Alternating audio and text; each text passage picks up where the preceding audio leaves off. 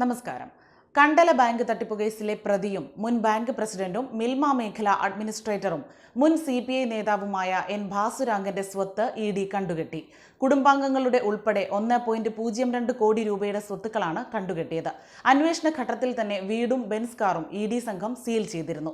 സഹകരണ ബാങ്ക് തട്ടിപ്പുമായി ബന്ധപ്പെട്ട കള്ളപ്പണ ഇടപാടിൽ ഭാസുരാംഗൻ ഒന്നാം പ്രതിയായും ഭാര്യ ജയകുമാരി, മകൻ അഖിൽജിത്ത് ഉൾപ്പെടെ മറ്റു 3 കുടുംബാംഗങ്ങൾക്കുമെതിരെ ED കഴിഞ്ഞയാഴ്ച ആദ്യ കുറ്റപത്രം സമർപ്പിച്ചിരുന്നു. കൊച്ചിയിലെ PMLA കോടതിയിലാണ് കുറ്റപത്രം സമർപ്പിച്ചിട്ടുള്ളത്. 3.22 കോടിയോളം രൂപ വായ്പാ തട്ടിപ്പിലൂടെ ഭാസുരാംഗൻ കൈക്കലാക്കിയെന്നാണ് EDയുടെ കണ്ടെത്തൽ. കണ്ടല ബാങ്കിൽ നിന്ന് വകമാറ്റിയ പണം ബിസിനസ് സംരംഭങ്ങളിലും ബാങ്ക് അക്കൗണ്ടുകളിലും നിക്ഷേപിച്ചതായി ED കണ്ടെത്തിയിട്ടുണ്ട്.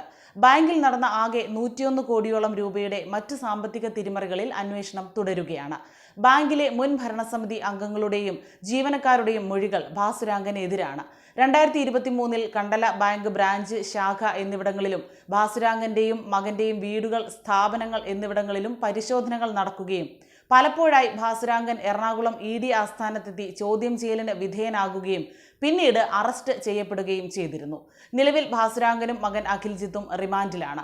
ഭാസുരാംഗൻ, മകൻ അഖിൽജിത്ത് എന്നിവർ 4 കോടിയോളം രൂപ വായ്പ എടുത്തിട്ടുണ്ട്. ഇതൊന്നും തന്നെ തിരികെ അടച്ചിട്ടില്ല. ബാങ്കിൽ കോടികൾ തിരിമറി നടത്തി ബാങ്ക് പ്രതിസന്ധിയിലാകുകയും കബളിപ്പിക്കപ്പെട്ട നിക്ഷേപങ്ങൾ തിരികെ കിട്ടാതായതോടെ നിരവധി പ്രക്ഷോഭങ്ങൾ ബാങ്കിന് മുന്നിൽ നടത്തുകയും പരാതികളും മാറനല്ലൂർ പോലീസിൽ 56ഓളം കേസും രജിസ്റ്റർ ചെയ്യപ്പെടുകയും ക്രൈംബ്രാഞ്ച് അന്വേഷണം നടത്തുകയും ചെയ്തിരുന്നു. ഇതിനൊക്കെ ഒടുവിലാണ് ED രംഗപ്രവേശനം ചെയ്ത് നടപടികൾ വേഗത്തിലാക്കിയത്. പരിശോധനകളും ചോദ്യം ചെയ്യലും ശക്തമാക്കി. പഴുതില്ലാത്ത രേഖകൾ കണ്ടെത്തി ഭാസുരാംഗനെയും മകനെയും കസ്റ്റഡിയിലെടുക്കുകയും അറസ്റ്റിലെത്തി റിമാൻഡിലാക്കുകയും ചെയ്തു.